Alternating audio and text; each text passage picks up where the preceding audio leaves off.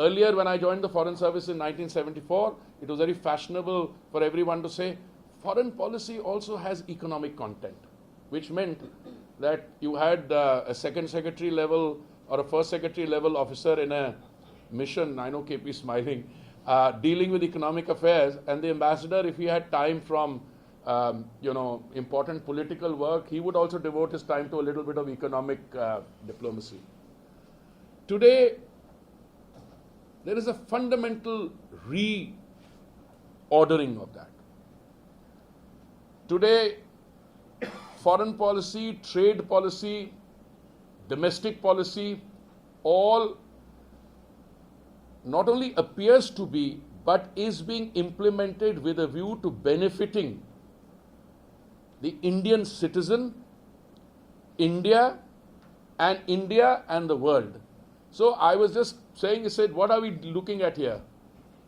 Modi-led India brings growth, global goods and gratitude. Let me give you an example. When the Honorable Prime Minister travels outside, the Prime Minister of Australia, Albanese, calls him boss.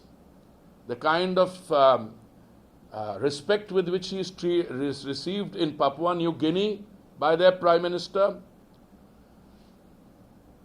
the Swabhiman, Seva, Vaccine Maitri. You see, at the end of the day, no matter which way you look at it, a leader and a country led by a leader with broad shoulders, a tall leader, will be judged not how the country fares in normal times, but how a country responds to challenges.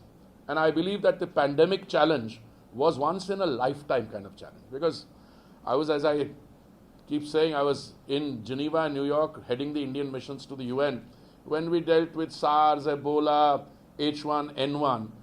But the the pandemic which we had to face in the beginning of 2020 was more like the Spanish flu of 1918, resulting in devastation of an unprecedented order.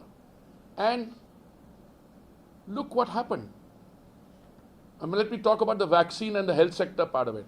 When the pandemic broke out, our health sector did not even have the basics like PPE kits, oxygen masks, etc. We not only revamped that, a domestic vaccine production capacity in the public sector which existed in the previous years was dismantled between 2010 and 14.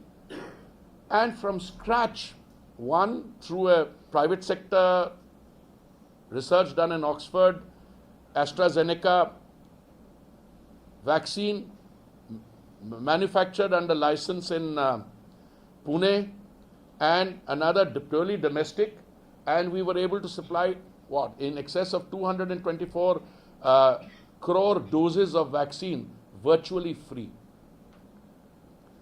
And yesterday, I think 1 or 2 days ago, I heard somebody in the public recalling that Delhi has a population, I think of about 2 crores, UP has a population of 20 crores, and somebody in heading Delhi was intending for more oxygen than UP was intending. So, but forget about what we did inside, what we did for the rest of the world. 193 countries are there as per my recollection of UN ranking. I think we must have supplied vaccines either free or under preferential commercial rates to what, 120 countries or so? Now, a country which is able to do that domestically and then supply, so to me that is Seva, Vaccine Maitri.